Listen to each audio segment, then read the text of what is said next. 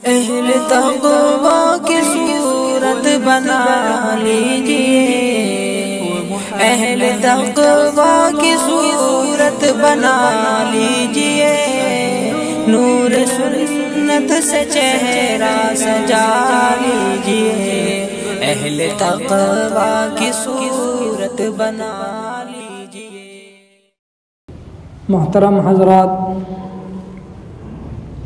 معزز سامعین کرام، تذکرہ چل رہا تھا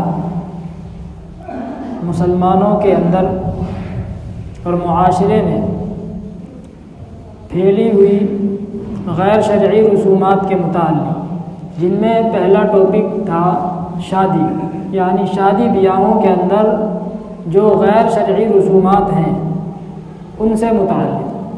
جب اصلاح معاشرہ کی جب بات آتی ہے تو اصلاح معاشرہ میں سب سے پہلے آدمی کے دماغ میں شادی بیاہوں کی رسومات کا تصور آتا ہے، حالانکہ اصلاح معاشرہ جب بولا جائے تو پورا معاشرہ ذہن میں آنا چاہیے کہ معاشرے کے اندر کتنی ساری چیزیں غیر شرعی ہیں، چاہے وہ شادی کا معاملہ ہو یا اسی طریقے سے رہن سہن کا معاملہ ہو، گھر کے اندر کا معاملہ ہو، کھانے پینے کا معاملہ ہو یا کاروبار کرنے کا ہو، یا اسی طریقے سے موت کا ہو کہ جب کسی کے یہاں پر موت ہو جائے تو اس کے اندر شرعی احکامات کیا ہیں اور غیر شرعی رسومات کیا ہیں، اور اسی طریقے سے بہت ساری چیزیں ہیں۔ تو بات چل رہی تھی شادی کے متعلق کہ شادی بیاہوں میں جو غیر شرعی رسومات ہیں وہ ہمارے اندر سے ختم ہونی چاہیے۔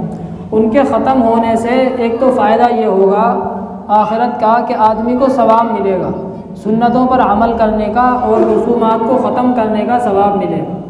دوسرا فائدہ دنیا کا یہ ہوگا کہ آدمی کا مال بچے گا، جو ان رسومات کو ادا کرنے میں جتنا مال خرچ کیا جاتا ہے وہ مال بچے گا، اس مال کو کسی اچھے کام میں خرچ کیا جا سکتا ہے، اپنی اولاد کی تعلیم پر، ان کے اچھے مستقبل کے لیے، یا کسی اور تعمیری کام میں، کہیں پر کوئی کام چل رہا ہو، مسجد ہو، مدرسہ ہو، اسکول ہو، کالج ہو، اس کی تعمیر میں اس پیسے کو خرچ کیا جا سکتا ہے، یا کوئی بچہ پڑھنے والا ہو تو اس کی جو ہے مالی امداد کی جا سکتی ہے۔ کوئی غریب بچہ ہے، اچھا پڑھنے والا ہے لیکن اس کے پاس پیسہ نہیں ہے پڑھنے کے لیے، تو اس کو پڑھنے کے لیے تعاون کیا جا سکتا ہے اس پیسے کو بچا کر کے۔ لیکن ہم شادی بیاہوں میں اتنا روپیہ پیسہ خرچ کر دیتے ہیں اور ہم کو ذرہ برابر بھی احساس نہیں ہوتا۔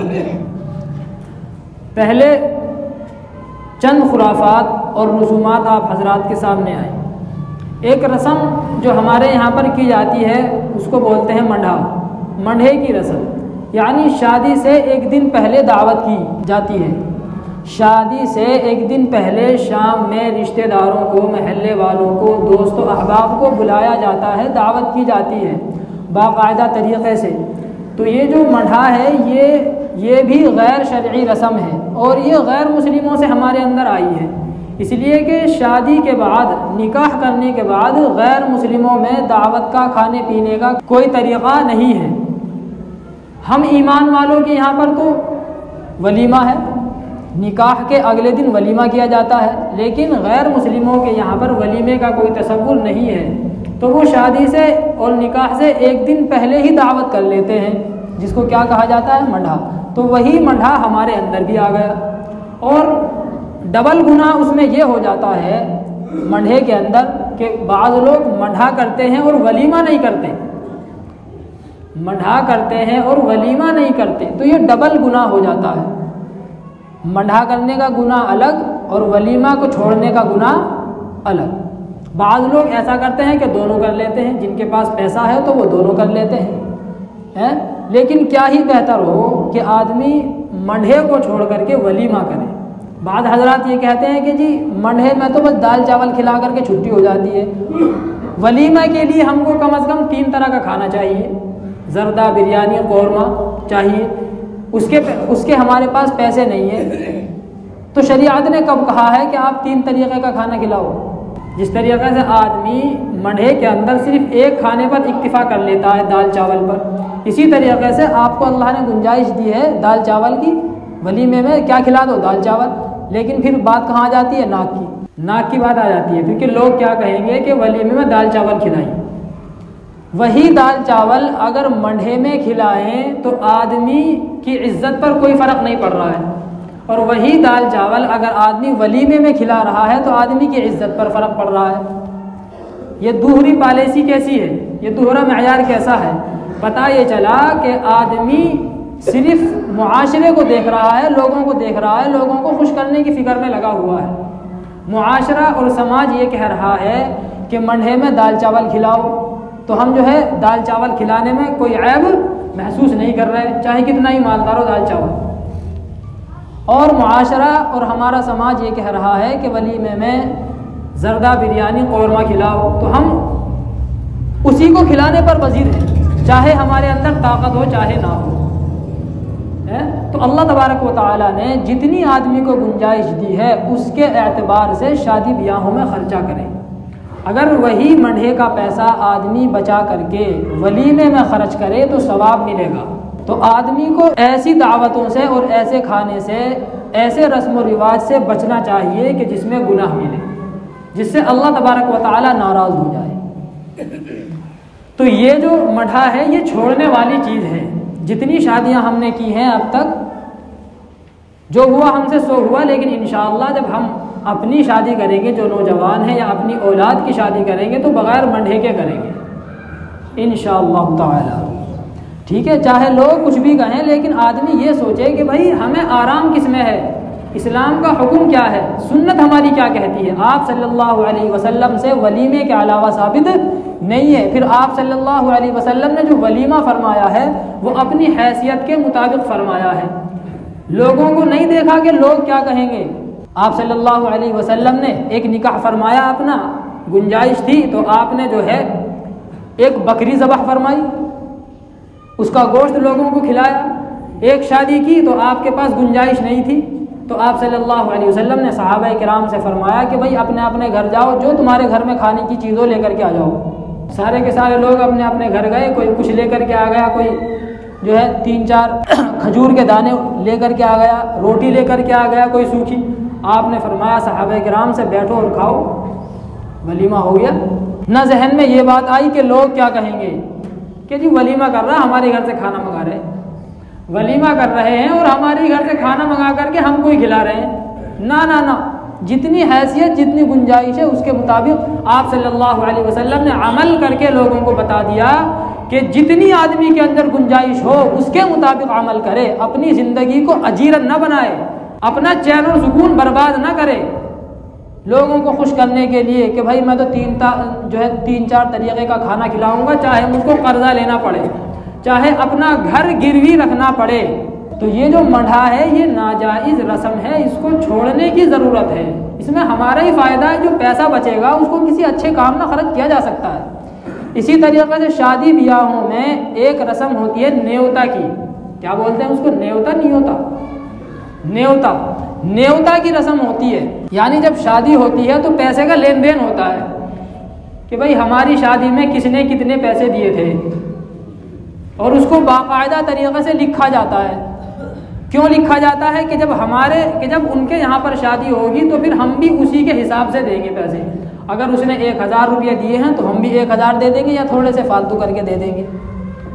تو یہ جو رسم ہے یہ بھی ناجائز ہے. اس کو ہدیہ نہیں کہیں گے، اس لیے کہ ہدیے کا حساب کتاب نہیں رکھا جاتا، اور ہدیے کے اندر کسی طریقے کا کوئی دباؤ نہیں ہوتا کہ بھائی تجھ کو دینا ہی ہے، اگر تو نہیں دے گا تو ہم بھی نہیں دیں گے. ہدیہ تو محبت میں دیا جاتا ہے، خوشی سے دیا جاتا ہے. ہدیے میں کسی قسم کا کوئی دباؤ نہیں ہوتا. اگر کوئی آدمی کسی کو ہدیہ نہ دے تو کوئی اعتراض نہیں کر سکتا کہ بھائی تو نے کیوں نہیں دیا. ہدیے کے اندر تو خوشی ہوتی ہے نا، محبت. تو بتلائیے اس میں خوشی کیا ہے، کہاں ہے؟ جب ہمارے یہاں پر شادی ہوئی تو آپ نے ہم کو 1000 روپئے دیے. اب جب ان کے یہاں پر شادی ہے تو ہم اپنی ڈائری کھول کر کے بیٹھے ہیں، دیکھیں ہاں بھائی ان کے یہاں سے کتنے آئے تھے، اس نے 5000 دیے تھے تو ہم بھی 5000. تو یہ ہدیہ کہاں ہوا؟ یہ تو عدلے کا بدلہ اور قرضہ چکانا ہو گیا. گویا کہ آپ نے اس سے قرضہ لیا تھا 5000 روپئے، تو یہ ہدیہ ہے. ہدیہ کہیں گے اس کو. نیز